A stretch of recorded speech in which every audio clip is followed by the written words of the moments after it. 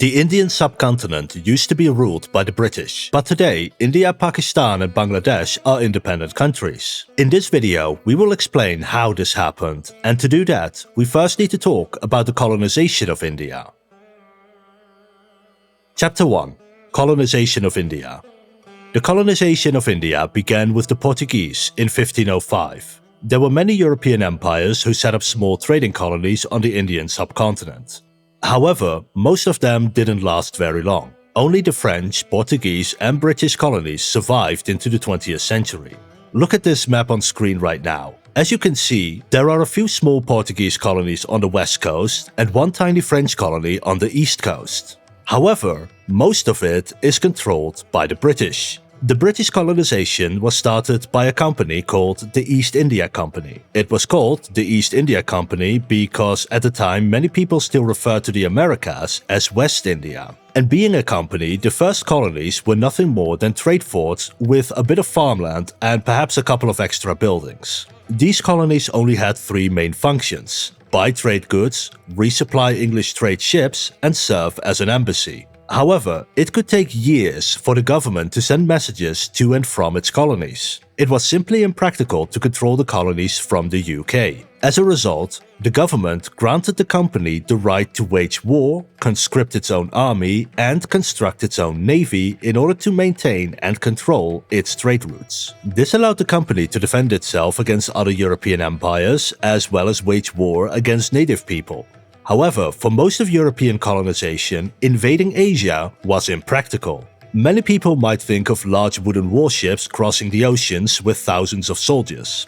But this idea largely stems from either warships that stayed in Europe or wars of independence in the Americas. But those European warships usually stayed close to the border and didn't have cargo space to feed enough people for a journey across the ocean. That space was needed for weapons. After all, they were warships. And when European armies were sent to the Americas by the thousands, it was already the late 18th century, such as with the US War of Independence, or the early 19th century for the case of Spanish America.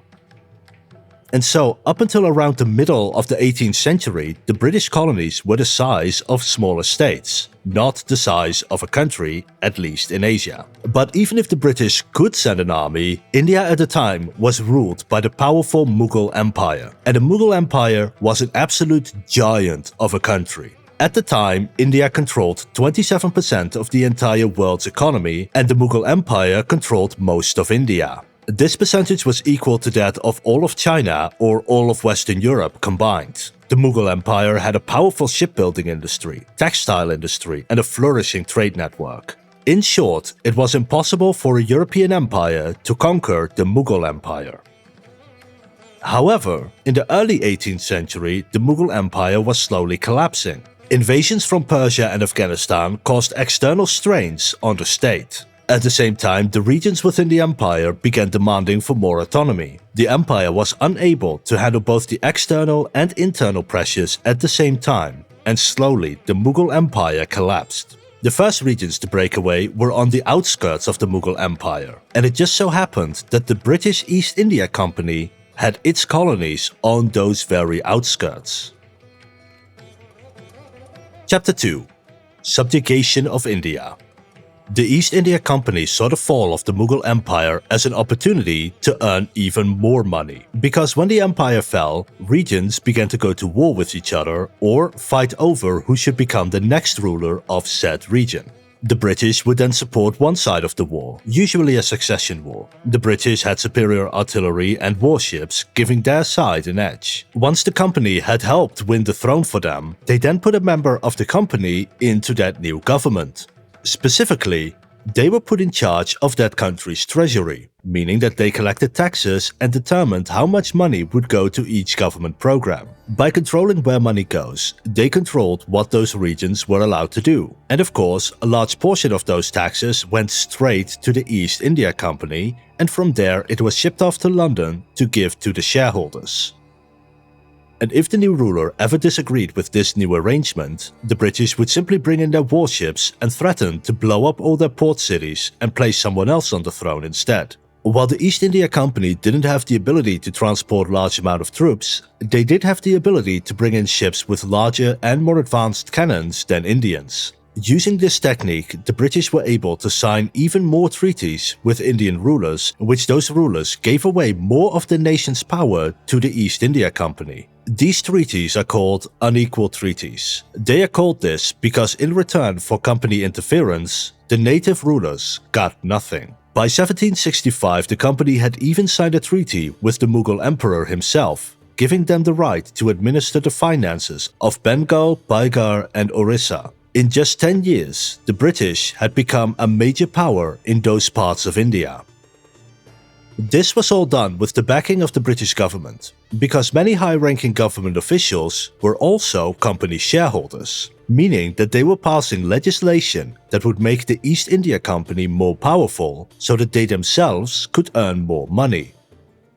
However, not all the money went to the shareholders. Some of those taxes they took from the Indians was invested into making even more money. They began hiring Indian mercenaries and training Indian soldiers to fight for the East India Company. Over the decades, they conquered more and more of India. Look at this map. Here you can see the progression of British conquest over India. Eventually, a company ruled an entire empire, with a governor from London regulating Indian trade, taxation, and governance. Some of this land was directly governed by the British themselves, while other parts remained under the control of Indian princes, called the princely states. They would have to pay a certain amount of money to the company, and in exchange, they would get to rule that portion of land. In essence, the company had created a system of bribes. As long as a prince paid enough money, they would get to keep being a prince. Over time, Indian taxes were increased, Indian land was confiscated, and entire regions were turned into opium farms, which they needed to trade with China in order to buy tea, thereby turning India into a giant opium hub. The British also destroyed much of India's industries. Indian industries such as steel, shipbuilding, and textile had the taxes on their products raised significantly. However, those taxes did not apply to British goods. As a result, it now became cheaper to ship in a product from the UK rather than buy one from India. Indian industry simply couldn't compete and went bankrupt. India's share of the world economy went from 27% to 2% under the British rule. At the same time, the British began selling their goods to millions of Indians. This in turn allowed the British industry to grow much faster than those of other European nations, because they had no competition in India, and India had over 100 million potential customers at the time. As more and more of India's wealth was sent to the UK, resentment among the Indians only began to grow. To quote a British administrator in 1857, "The fundamental principle of the English has been to make the whole Indian nation subservient in every possible way, to the interest and benefits of themselves. They have been taxed to the utmost limit. Every successive province, as it has fallen into our possession, has been made a field for higher exaction. And it had always been our boast how greatly we raised the revenue above that which the native rulers were able to extort." This caused the Indian Rebellion of 1857, in which over 800,000 Indians died attempting to free themselves from the East India Company. This caused the British government to step in and take over governance of India itself. However, the British government would pay a certain amount of money each year to the East India Company for the right to rule India. And because many members of the British government were shareholders in the company, they were essentially making a deal with themselves in order to give themselves more money. Chapter 3: The British Raj. When the British government took control in 1858, they largely left the company system in place. But instead of a governor assigned by shareholders, they now had a governor assigned by the British Queen, and its shareholders were replaced with members of parliament, many of whom were already shareholders anyway, so not much changed. The biggest problem the British faced was that India had too many people to govern for a nation as small as the UK. The British simply could not create an army large enough to control all of it. To give an example, by 1890 only 6,000 British officials ruled India, with 70,000 European soldiers, with roughly another 230,000 Indian soldiers paid for with Indian taxes, compared to a country of over 200 million people at the time. At most, the British only ever made up 0.5% of the Indian population at any one time. This made the British position weak, and if the people of British India ever united, the British would probably lose. So to make sure this didn't happen, they tried to make them fight with each other. For centuries, Muslims and Hindus lived together in harmony, but then everything changed when the British nation attacked, because the British began a long process of stoking hatred between the two groups. The British began segregating Hindu and Muslim communities and created issues that would cause the two groups to fight, such as not giving them enough food or land, so they had to fight over what was left. The British then continued by destroying old political structures and replaced them with politics running along religious lines, always making sure that Hindus and Muslims were separated from each other, and in doing so, making it possible to stir up further arguments. The more arguments they have, the more incompetent they become, and the easier it is for the British to maintain their authority. To make Muslims appear a bigger threat, half of the British Indian Army was made up of Muslims while only being 20% of the population, thereby making them appear highly militarized to the Hindus, even though it was the British doing all along. At the same time, they promoted the idea that India was historically a Hindu region and that therefore it should belong to Hindus. They portrayed the Muslims as foreign invaders who were occupying Indian lands, even though it was the British who invaded and occupied both of them. And then the British would prevent both sides from forming effective leaderships. For example, the British government systematically denied promotions to Indians within the military or government. They were also paid less than a British person in the same position and were instead put under the command of less competent British people. And those Indians who were allowed to join the British Indian government had been anglicized. What this meant is that they studied in Britain, lived a British lifestyle, and now considered themselves to be British. They usually came from the Indian elites and were descendants of those who supported the colonization. In exchange for supporting the British, they would be allowed to send their children to British schools, which at the time were some of the best in the world, and thereby turning those Indians British. To quote a British viceroy in India, "We are all British gentlemen engaged in the magnificent work of governing an inferior race." Upon returning to British India, those people were then inducted into something called the Indian Civil Service. This was a copy of the British Civil Service, but there were a lot fewer responsibilities. It was the organization that would manage most of the state or the government, such as mayors, tax collectors, secretaries, and other government positions not assigned by the British government directly. And those Indians were in the minority. The Indian Civil Service consisted of 4% Indians and 96% English people. To quote India's first Prime Minister, "It was neither Indian nor civil nor a service." That's because the British people in the Indian Civil Service were also underperforming. The way the service worked was that a British person would be given dozens of tasks, and it was organized in such a way that that person did not have enough time for all of those tasks. And when eventually their performance evaluation came up, the only thing that was looked at was how much taxes they could bring in, meaning that by doing any of your tasks other than tax collection would not be rewarded. The best way to get ahead was to collect taxes and ignore the native population, because money was all your bosses really cared about. There was no plan to prevent famines, there was no development, there was only wealth extraction. And those British officials in India were actually paid more than the officials back in England, even though they had to do less work. To give just one example, there is an account of a 24-year-old district officer with no knowledge of the native people, didn't know anything about the land, and had no experience. And this man had dozens of jobs. I won't list them all here, but they're on screen right now if you're really interested. But even if he wanted to do all of these jobs, he simply wouldn't have the time or resources to actually do them, because all he actually had to do was send money back to London.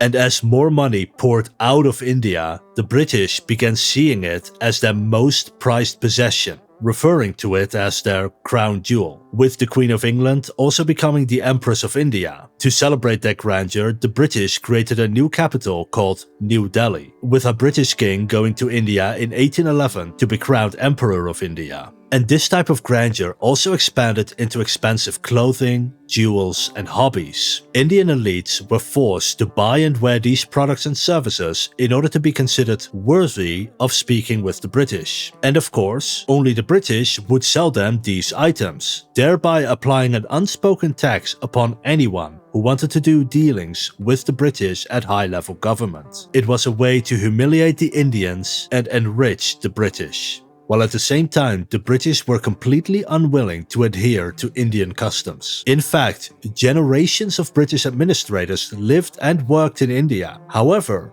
they lived in isolated British towns or neighborhoods, studied in England, and upon retiring would move to the British Isles. India was never considered their homeland, even if they had lived there for most of their life. Chapter 4: The Indian National Congress.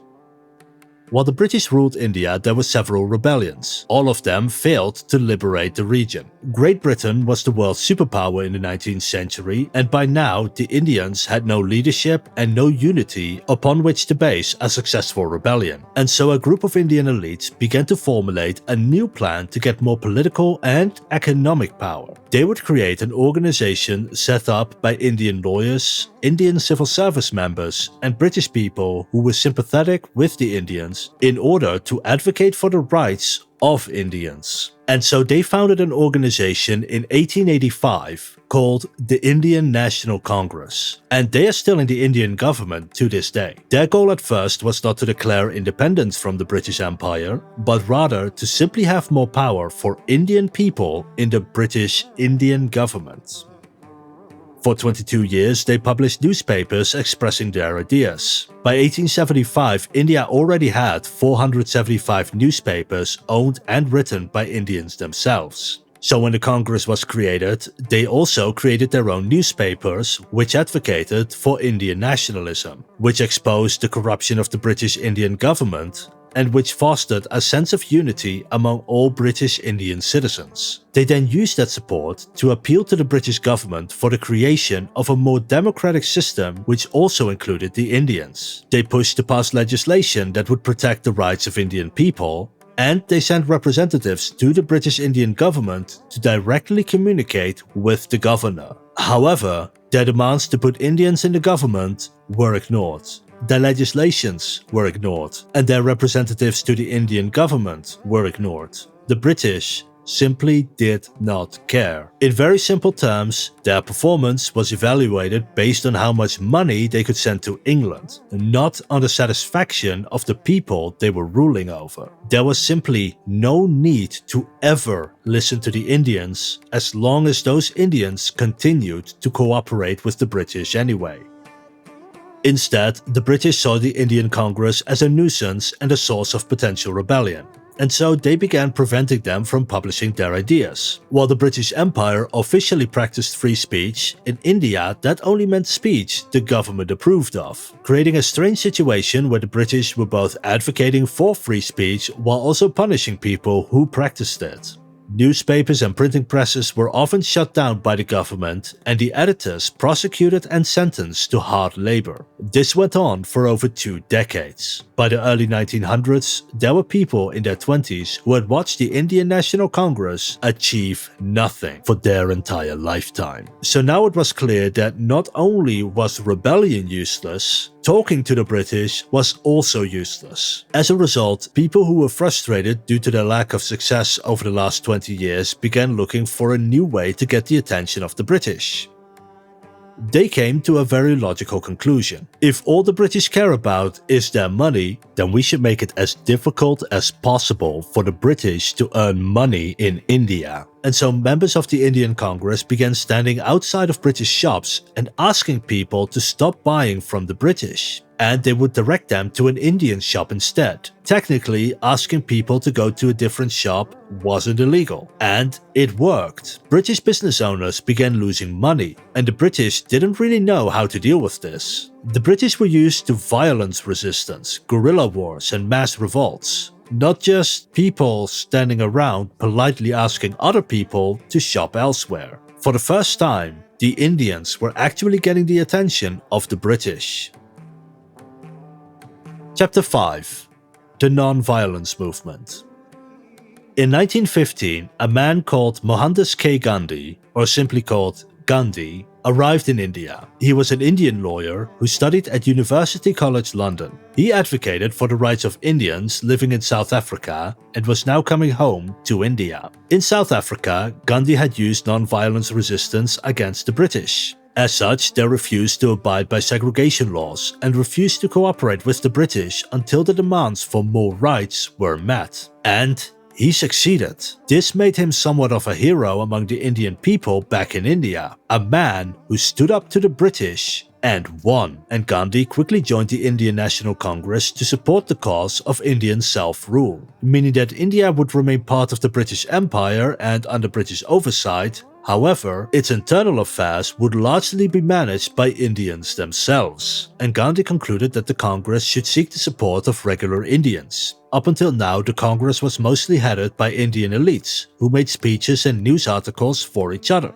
To give an example, only about 10% of Indians could read and write, meaning that newspapers could only reach a small percentage of the population.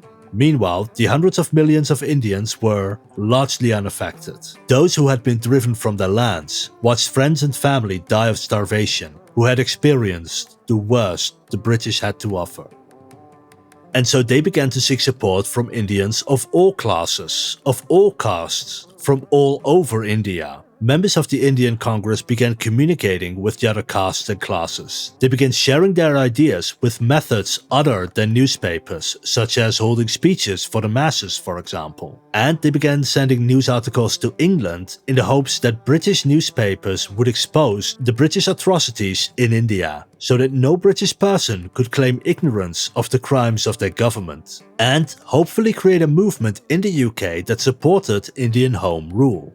And this new approach resonated with a lot of Indians. That's because between 1914 and 1918, the British Empire was involved in World War I, and over 1 million Indians would serve in the British Army all over the world to fight the Germans, Ottomans, and Austrians. However, in exchange, the British promised Indian Home Rule within the British Empire. What this meant is that India would govern its own affairs, similar to Australia, Canada, or New Zealand. However, this was a lie. The British had absolutely no intention of granting Indians self-government. They just didn't want to deal with an Indian revolution alongside a world war. And so they told the Indians whatever they thought they wanted to hear, just to keep them quiet until the war was over. However, to Congress, waiting for the war to be over wasn't fast enough, and so the Indians organized giant protests of millions of people. They began to refuse to work together with the British, and they would openly disobey unjust laws. The reasoning was that a few 100,000 soldiers could not imprison millions and millions of Indians. The cost would be so great that India would no longer earn the British any money anymore. And that was the goal: make India so expensive to operate that the British would simply walk out. However, eventually the war was over, and the process of handing over power to the Indians should begin. Except of course, the British delayed. They delayed so long, the Indians realized that the promise of home rule was a lie. This caused a great deal of resentment among the British Indian population. Over 1 million soldiers fought in the war. 84,000 of them didn't come home, and another 64,000 came home wounded. And during the war, India suffered a famine, killing millions. And after 4 years in a British war, they were rewarded with absolutely nothing. And so, by 1919, the people began to riot and protest all over India. Chapter 6: The Shadow of Amritsar. On April 9, 1919, the British government arrested two nationalist leaders in a city called Amritsar. When the people living there heard about it, they flocked to the streets in protests. Those protests escalated into a riot and 15 people died. To establish order, the city called in the British Army, which sent a man called General Reginald Dyer along with some troops. They arrived 2 days later, on April 11th.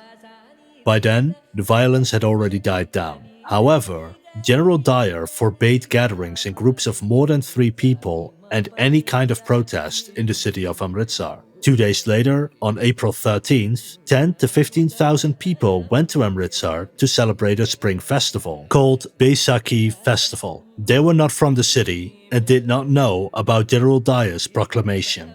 However, when the general found out that people were gathering in the city, he marched his troops to the festival. He did not try to find out why those people were there.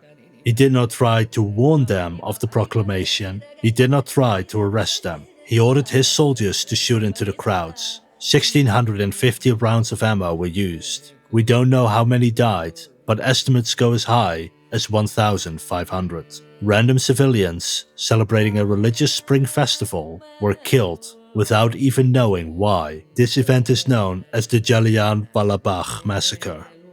For his actions, General Dyer was forced to resign to England. A conservative newspaper took pity on him and launched a donation campaign. When converted into today's money, it's worth around $1.6 million that he received. The families of those who died received roughly $1,800 each in today's money.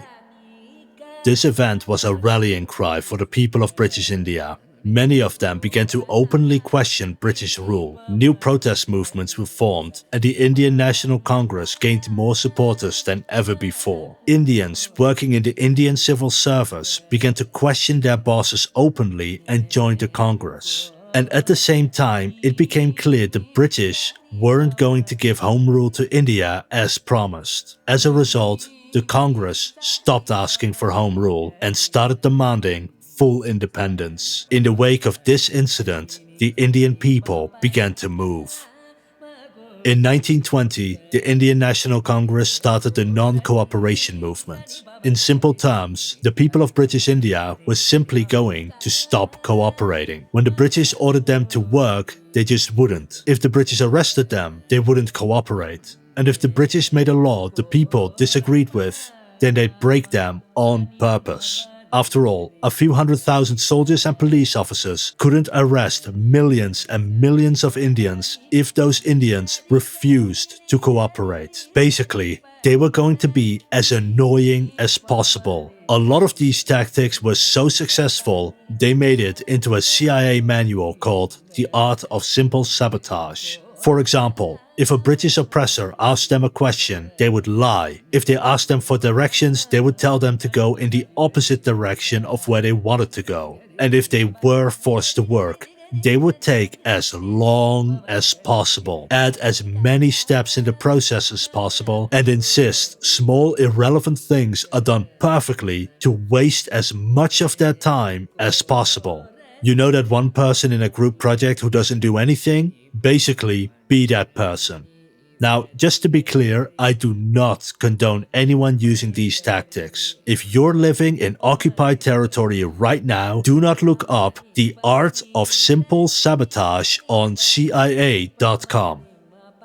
Over the course of 2 years, large portions of the British Indian population simply refused to cooperate. In response, the British arrested almost all the members of the Indian National Congress, except for Gandhi, hoping that without leadership and organization, the entire uprising would fall apart. However, that's usually not how popular protests work, and so they just kept going. And the British didn't know how to deal with this. You see, up until now, revolutions in the colonies were rather small. With the exceptions of the US War of Independence, the British had never faced anything like this. And sure, there were large revolutions before, such as the French Revolution or the Russian Revolution, but they were done by Europeans. and the British Indian government believed that only European people were smart enough to do something like that. So if they just arrested all the Indians with a British education, then they believed the revolution would just stop. After all, what were the people going to do? Keep protesting without their leaders? Anyway, then the people of British India just kept protesting even without their leaders. However, in one of the biggest plot twists in history, the revolution ended suddenly. There was an incident in Chauri Chara. In it, a police station was burned down and several people died inside. Appalled by the violence, Gandhi felt he had acted too swiftly in encouraging independence, while not emphasizing the importance of non-violence enough. And he decided the Indian people were not ready for independence and needed more preparations. At the time, the other leaders of the Indian National Congress were imprisoned by the British, leaving Gandhi as the de facto leader of the movement. And he called off the revolution. And so in 1822, Gandhi stopped the Indian Revolution and focused on building an India that he deemed was ready for independence. Chapter 7: A New Beginning. With independence no longer considered possible for the moment, the Indian National Congress began moving towards the idea of becoming a dominion again. While the British did not grant dominionship after World War I, as promised, they hoped that this time, by showing the damage Indian non-cooperation could do, that the British would be forced to give in. And if they didn't, Indians would protest once more. And this was a very slow battle. At first, the British once again lied about giving dominionship to the Indians, but had no interest in granting them any sort of real power within the empire. And so the Indians, as promised, began protesting some more. There were many instances of mass protests. However, one of the most famous ones is the Salt March. You see, in British India, the British controlled the production and sale of salt. Without salt, a person will die. So by being the one in control of the salt, they were able to earn a lot of money while also being able to essentially starve the population by taking away just one vital nutrient. However, salt is really easy to make. You could watch a YouTube video, go to the ocean and make some of your own salt right now. Gandhi began marching through India, starting from March 12 to April 6 in 1930, walking about 390 kilometers or about 240 miles. Quite a feat for a 60-year-old man. Along the way, more and more Indians joined him. Once at the coast, he made salt and continued further along the coast, going from town to town, city to city, just making salt, and spurring other people on to do it as well. Soon, there were hundreds of thousands of people across the Indian beaches buying and selling salt. And once again, a few thousand Englishmen could not control millions of Indians if those Indians refused to cooperate, thereby breaking yet another stronghold of the British.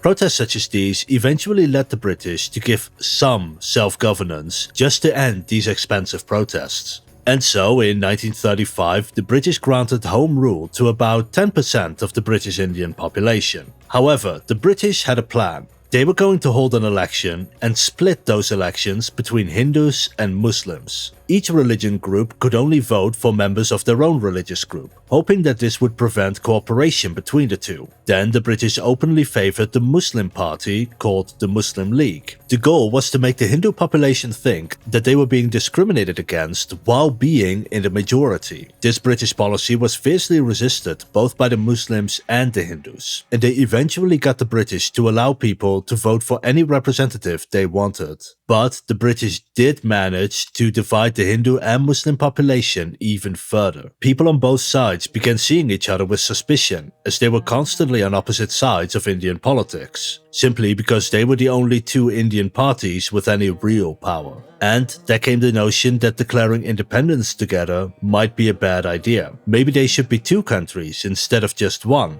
Pakistan for the Muslims and India for the Hindus. Muslims began to question whether they wanted to become a minority in an independent India or a majority in an independent Pakistan. In 1937, these fears were realized during an election when the Indian National Congress got 617 out of 739 general seats it contested, and 25 of the 59 seats reserved exclusively for Muslims. with roughly 15.5 million voters out of a population of over 300 million. And while they had an election, most of the real power was still held by the British Indian government. And that British Indian government feared the popularity of the Indian National Congress and were told by London to undermine the organization at every opportunity, and most importantly, undermine the Indian independence movement. However, this order became a bit difficult to execute, because in 1939, just 2 years later, the British Empire joined World War II, and it wasn't going very well for them. As part of the empire, British India also joined the war. The elected Indian leaders were not consulted on this decision. Technically, they could remain out of the war. However, the native Indian leadership was actually willing to join the war. They viewed whatever Germany was doing at the time as a lot worse than what the British were doing, and were therefore willing to fight in the defense of the UK. However, in return, they wanted just one thing: home rule. But the British were still not willing to accept this. And so the Indian Congress began a movement called Quit India movement. Their demand was very simple: either give us home rule or take us out of the war, stating that if India does go to war, that it should be an Indian who makes that decision. People began protesting across India, but this time, with the war looming over them, the British squashed protests, shut down Indian newspapers, and imprisoned the entire Indian National Congress leadership. And over time, the Quit India movement died down, and it didn't achieve a lot.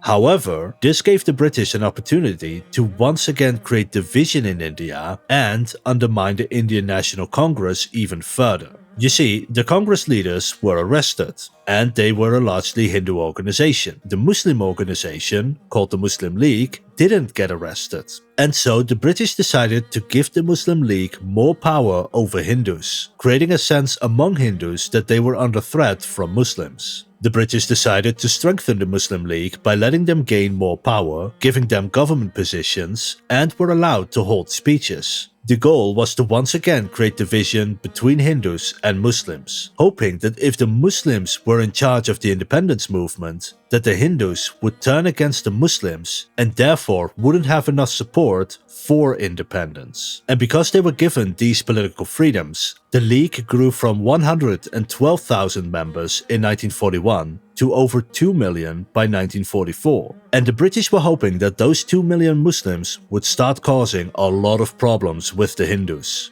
That's because the British government largely held the opinion that the native population was barbarous and incapable of being civilized without British oversight. However, they were wrong. Instead, the Muslim League began advocating for an independent Pakistan instead of trying to fight with Hindus. While this did cause some resentment among non-Muslims, it wasn't so bad that it distracted the rest of the country from independence. Chapter 8: India and Pakistan.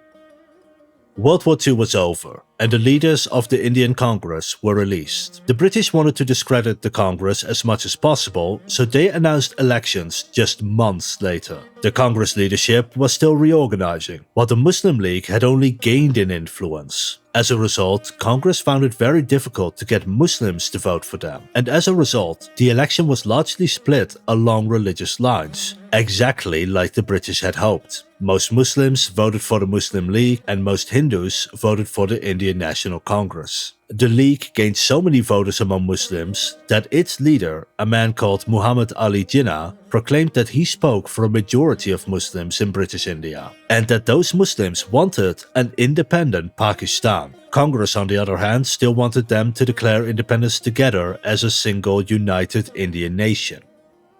This caused a lot of friction between the Muslim and Hindu populations, because in a united India, Muslims would become a minority. They were afraid that the oppression of the British would simply be replaced with the oppression of the Hindu. There were mutinies in the army, afraid that one religious group would dominate another. There were clashes between Hindus and Muslims during independence rallies, and even police officers openly took sides. This left only the British to be able to maintain the peace. Exactly what they were hoping for. However, as civil unrest grew, new countries tried to gain influence in India as well. China, Afghanistan, the USSR, and the USA were each looking towards India as a potential future ally. At the same time, the British were still recovering from World War II and could not hold off all four of them at once. And for all they knew, they might have to deal with a Soviet-backed communist revolution in India.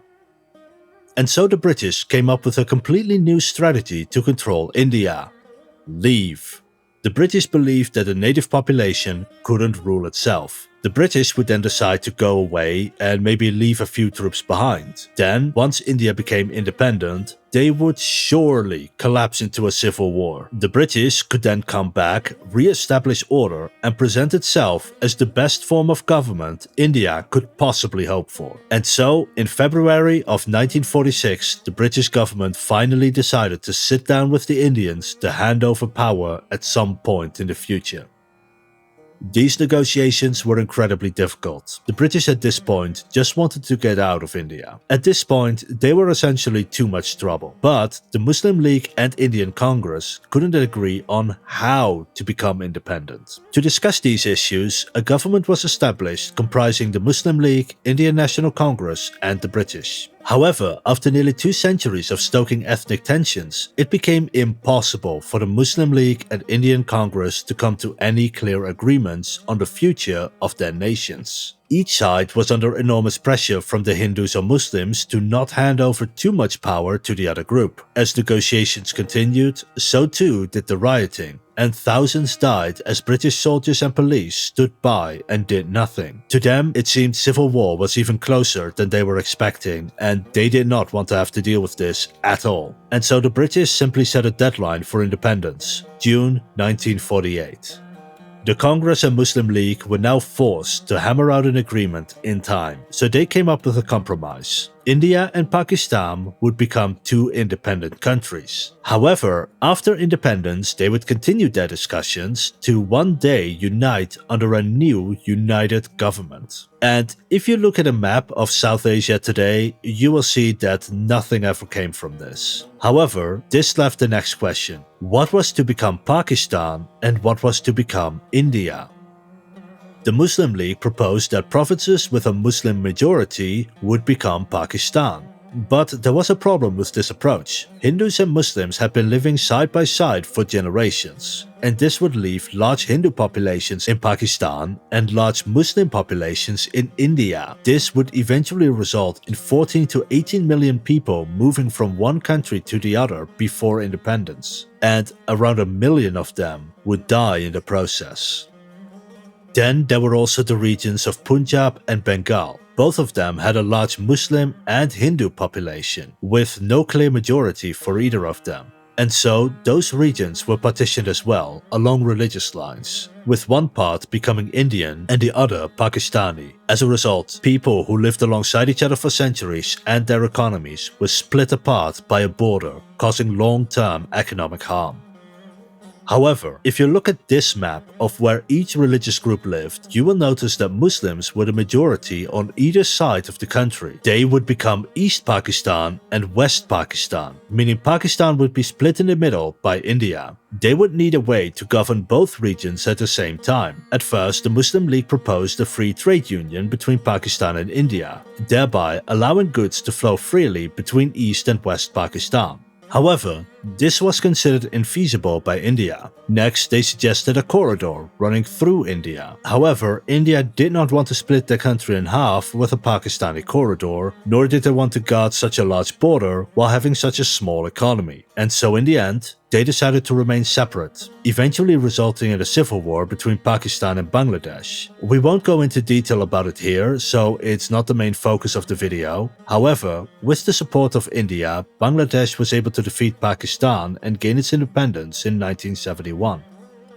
And there was one final issue. The British did not control all of British India directly. There were also the 565 princely states, each ruled by a prince, and it was unclear what to do with them. So the British came up with a brilliant idea that horrified everyone. make every single one of them an independent country, turning the entire Indian subcontinent into a gigantic web of tiny states, each influenced by the British, Chinese, Soviets, or other countries. It would be chaos. It would be utter chaos. In a panic, the Indian National Congress and the Muslim League sat down with the princes to prevent this chaos. And luckily for them, most of the princes shared the exact same concerns, and almost every single one of them decided to join either India or Pakistan upon independence. This was a massive relief. However, there were 4 princely states that wanted to become independent: Hyderabad, Kashmir, Bhopal, and Travancore. They were some of the largest states in British India, so Pakistan and India put pressure on them to pick sides. They looked to the British for help, but the British just wanted to get out of this whole situation and didn't have the resources to provide any meaningful support. After all, they were still recovering from World War II and trying to hold on to the other parts of their empire as well. And so these 4 princely states were eventually strong-armed into joining either India or Pakistan. And over time, the princes of all those princely states would retire as the Indian government took over governance. Over time, the princes of all those princely states would retire as the Indian and Pakistani government took over their governance. Most of them retired into obscurity, though several of them ran for elections and won. By 1947, violence had increased to such a degree between Hindus and Muslims that there were food shortages, mass killings, and the burning of thousands of homes. The native leadership wanted to handle the matter on their own, believing that even if the British had the best intentions, that they themselves would be better able to handle the situation than the British ever could. The people of British India just wanted the British to leave. And so, with the British wanting to leave, and with the plan for partition in hand, the Muslim League, Indian Congress, and British government moved the date for independence forward to August 15th, 1947. In the end, nobody was satisfied with this arrangement, but it was the one they finally agreed on. Hoping to avoid an all-out religious civil war, both Pakistan and India would become secular states where people of all religions could live freely, with Jinnah declaring that "You may belong to any religion or caste or creed. That has nothing to do with the business of the state." However, if India and Pakistan became independent, it would mean trade between the British Empire and these newly independent countries would be reduced. So, the last order of business was to establish a new type of diplomatic relationship between India, Pakistan, and the British Empire. And for this, they created something called the Commonwealth of Nations. In very simple terms, this is a group of countries who used to be part of the British Empire. Today it includes 56 nations, and it functions as a sort of UN for its member states. These members often participate in trade agreements and other forms of international cooperation, but with little or no obligations to actually join them. At first, this organization was just there to facilitate cooperation between the UK, Canada, New Zealand, Australia, and South Africa. These countries were semi-independent from the UK at the time, but with India and Pakistan, it would now include independent former colonies as well. With this new organization, the people of British India would see the British off as friends, while maintaining many of their trade and diplomatic relations. However, they would not accept the British king as their own king, like with Australia or Canada. And so, on Friday, August 15th, 1947, the British flag was lowered and the new flags of India and Pakistan were hoisted. Not all parts of modern-day India and Pakistan joined at the time of independence, however. Junagadh and Hyderabad were annexed by India in 1948, Kalat by Pakistan in 1948 as well, Gwadar was annexed by Pakistan in 1958, and Sikkim merged with India in 1975. Kashmir, however, became a disputed territory between India, Pakistan, and China and remains divided to this day. But wait, the video isn't over. There are still 2 small issues India had to deal with. Chapter 9: France and Portugal. Remember in the beginning when I said the British, Portuguese and French had colonies in India? Well, so far we've just been talking about the British colonies. So what's going on with the French and Portuguese colonies? Well, they were largely unaffected by the independence movement. In the case of France, they negotiated a deal with India to just hand over their tiny colonies to India. However, Indian independence was just the beginning of the collapse of European empires. After India, most of Asia and Africa declared independence as well. We made a video about those topics as well if you're interested. But as more European empires lost their colonies, the Portuguese dictator wanted to hold on to the Portuguese ones as much as possible, wanting to be the last European colonial empire. Firstly, India used diplomacy to get these colonies under their control, but the Portuguese dictator simply refused. So, India began supporting pro-Indian resistance forces, and in 1954, after more than 2 weeks of fighting, they took control over Dadra and Nagar Haveli. Now, only Portugal's largest Indian colony was left, Goa.